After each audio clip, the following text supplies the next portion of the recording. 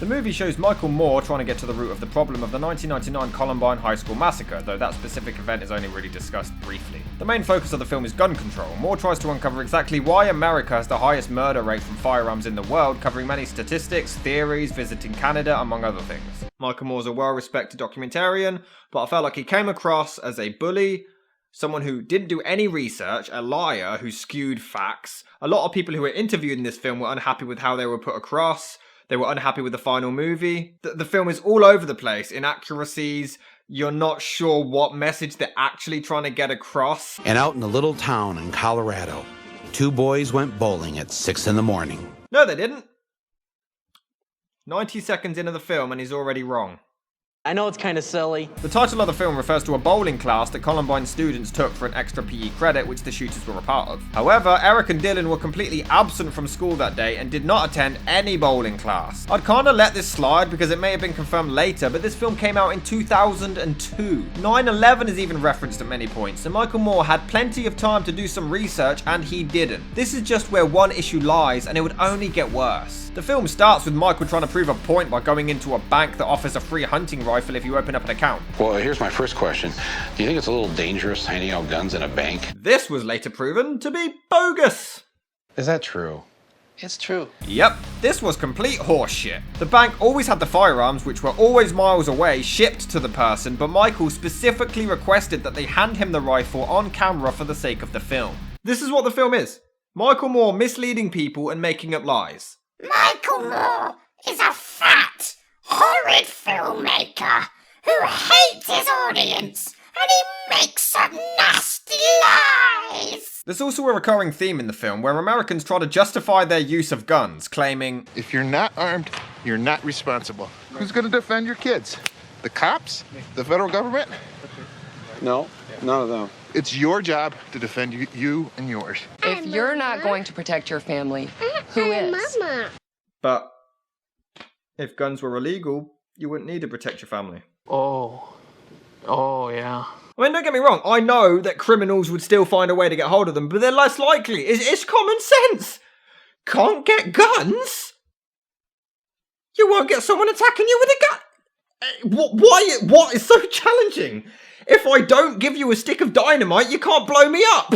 Well, why not use Gandhi's way? He didn't have any guns and he beat the British Empire. Wow, Michael Moore had a smart moment. I love how he completely flattens the dude's entire argument as well, and he doesn't even know how to respond. He didn't have any guns and he beat the British Empire. I'm not familiar with that. But this is the problem. Michael Moore brags about his success at shooting ranges and stuff, but here he is saying guns aren't needed. I mean, is he saying they're only decent for hunting? It's never made clear, and I don't agree with hunting for sport either. It's just as bad as shooting a human for a sport. It just doesn't add up. Michael Moore just seems to attack people and bully them with these interviews. I understand that he has to interview them, but these just come across as him picking apart every single word they say and jumping all over them. Would call in a bomb threat after Yes. Columbine, and you were number 2 on the list? I was pretty much, I was like 2nd or 3rd on the list, yeah. Why is that? Because the whole fact is, like I said, it just, this town really gets people down. Yeah, but why did they single you out? Because I was a troubled kid. And, you Were know. you in trouble in school? Oh, yeah. But why did they put you, number 2, on their list after Columbine of the students that could be a threat? There must be a reason. Do you believe it was right to blow up the building in Oklahoma City?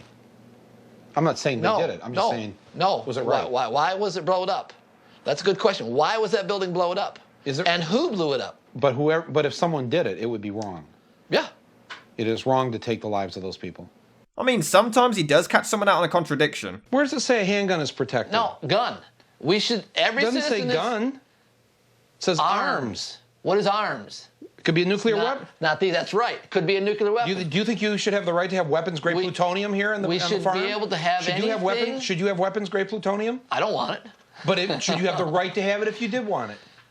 That should be restricted. Oh, so you do believe in some restrictions. And if I didn't like Michael Moore beforehand, he just comes across as a massive cock in serious situations like this. This house is pretty much your average middle-class suburban home. The burglar, the rapist is still here in the neighborhood somewhere. And so citizens sometimes think that I have people tell me all the time, well, where exactly is the burglar or rapist right now? The guy is talking about a serious situation and Michael Moore's just dicking about making awful jokes. And he can't be funny. He just can't be. I mean, look at this hilarious comedy sketch. Do a show called not Cops, but Corporate Cops. Oh, corporation man, hey, corporate man, we're coming out to get you, better run while you can. We're coming out to get you, better run while you can. And it takes 24 minutes before we even begin to touch on the Columbine tragedy. Why would kids do this? Some of the root of that probably has to do with their anger about various issues. Oh yeah, that's another issue with this film. Throughout the entire movie, people constantly question, why did Eric and Dylan shoot up their school?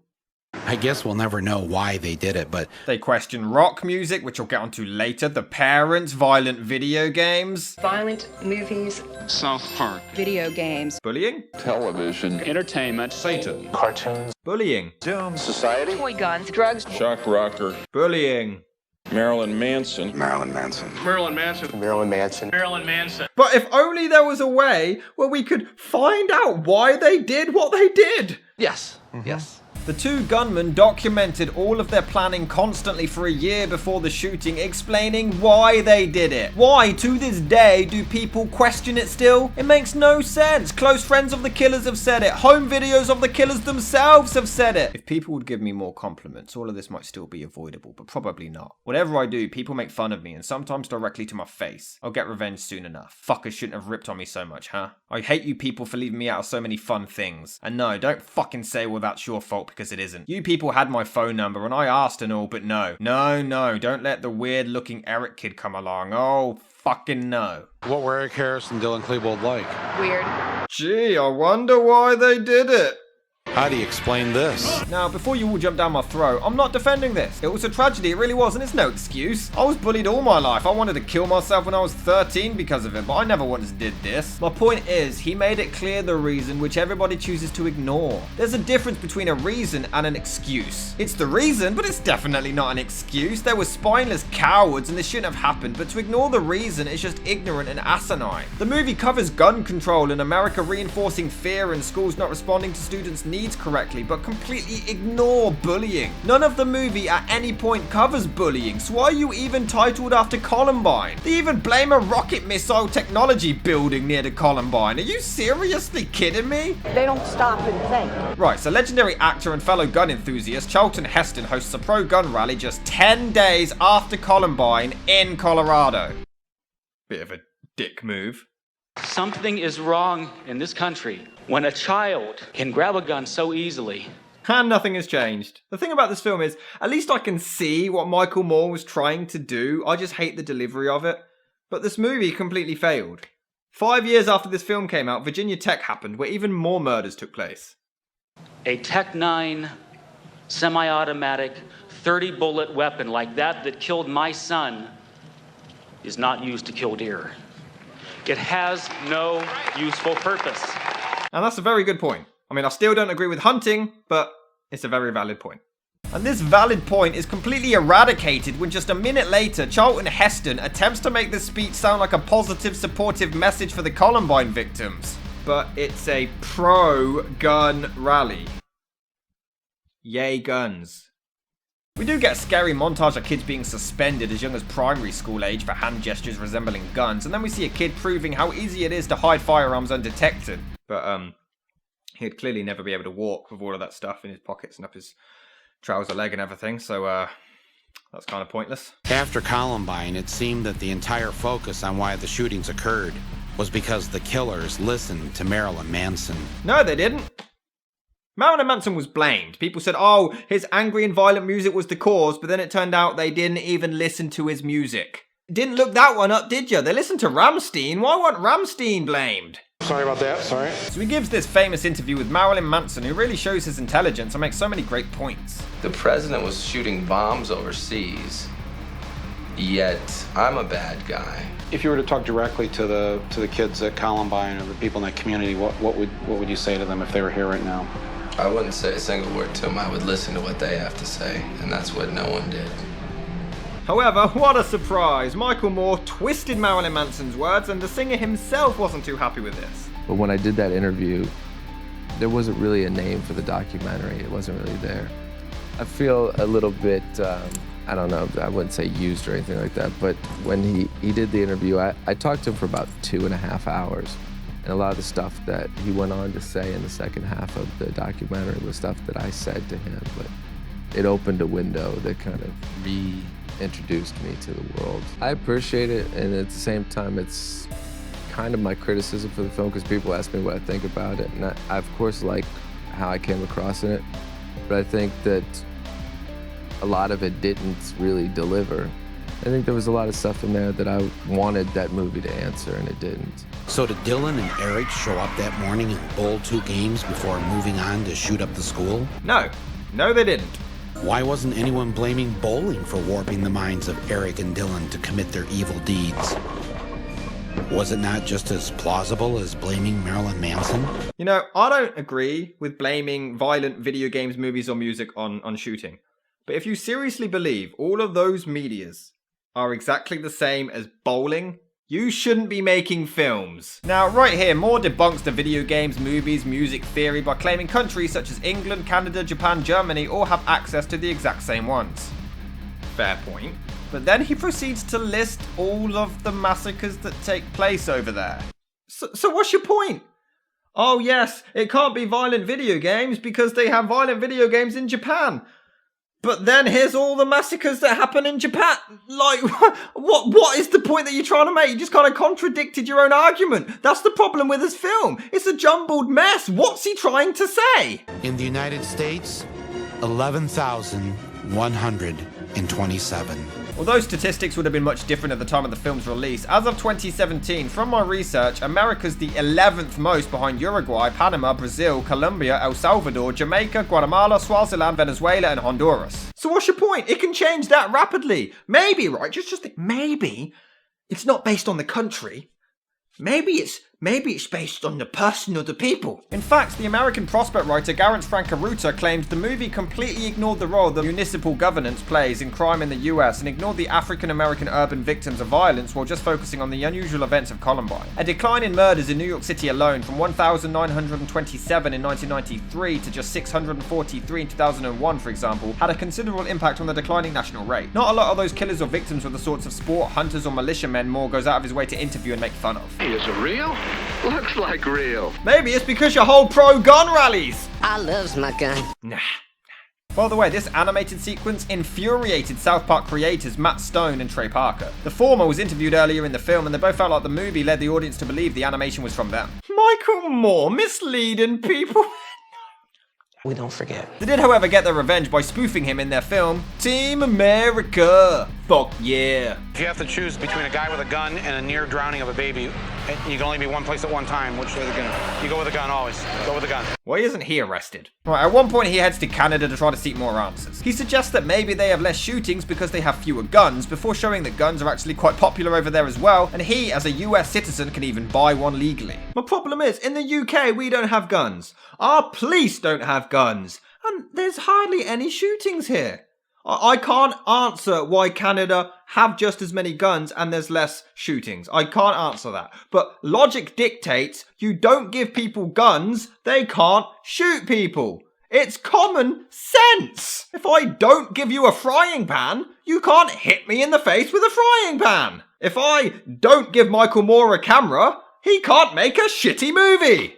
What kind of crime? I've had people walk in while I've been sleeping and vandalize my home and steal from me. And Dad didn't want to make you lock your doors at night? Nope. So, she's a fucking moron. And then Michael literally starts opening people's front doors. Why stop at bullying when you can go to breaking and entering? I know that he's trying to make a point, but is this really the way to go about it? Not really. He also covers a tragic story where a 6-year-old boy took his uncle's gun to school and shot a girl the exact same age as him. No one knew why the little boy wanted to shoot the little girl.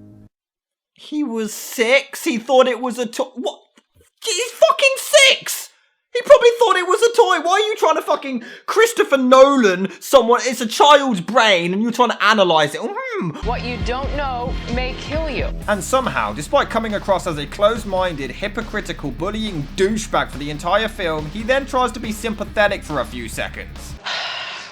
I know. I don't want it to happen to anybody else either. I thought I would, It's okay. It's okay. See, I'm nice. Feel sorry for me. I'm a wonderful man. Michael Moore, buy my films. He was a nice guy. And amazingly, Charlton Heston is shown again holding a pro-gun rally not long after the shooting. But guess what? It wasn't a pro-gun rally. Nope. This was actually for an election coming up, and Michael Moore himself even spoke at it. Oh, look at this context. Let me just twist that.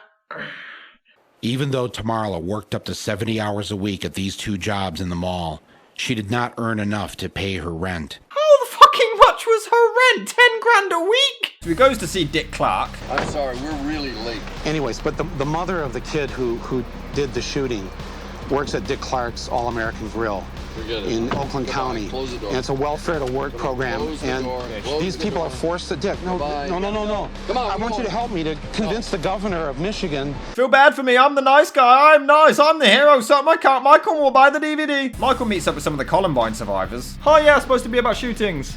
It isn't. It's the opposite. And they decide to attack Kmart for selling the bullets that Eric and Dylan purchased. Actually, they didn't. They had their overage friend buy them, but you know, well, fuck it. If you would like to leave your card and I can get those answers. No, we don't want to leave a card. Let me just be blunt. The reason why we can't take a card and come back is because Mark here, he's got a Kmart bullet just an inch away, right? Yeah. From your aorta. We can't leave a card because he's got bullets in his body. That may be the most random segue I have ever heard. I don't think that's the part they're going to be worried about. He bullies this poor woman who admits she has no power, so they're harassing her for no reason. Kmart executives don't listen, so they decide to give them loads of money and buy all of their ammunition. That'll show them.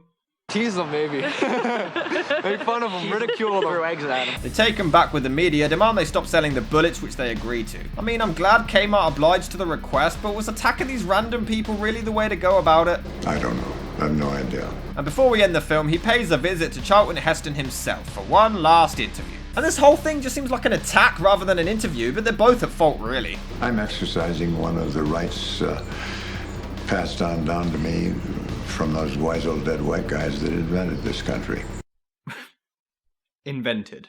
Moore confronts him about doing these rallies so soon after the shootings. He denies knowledge about them beforehand, but admits he's unsure if it would have changed anything before he walks out. After shooting, as Moore and his crew were leaving, the gates to the estate were locked, so Michael was worried Heston had called security to have the footage confiscated, passing the tapes through the gate to his outside crew, but they managed to leave without incident. It's 2 hours about gun control, and I'm still unsure what the hell the message was. Are guns bad, or are they good? Were guns to blame, or weren't they? Was the country to blame, or wasn't it? The only real message this film gets across is Michael Moore is Jesus and everyone else is an asshole. The movie shows very little research went into it, filled with inaccuracies, and just twists context and misleads the entire audience. The movie is just all over the place. It doesn't know what message it's trying to get across. It's filled with lies, inaccuracies, has very little research, but it does have some interesting angles, so I can kind of see why it's so successful.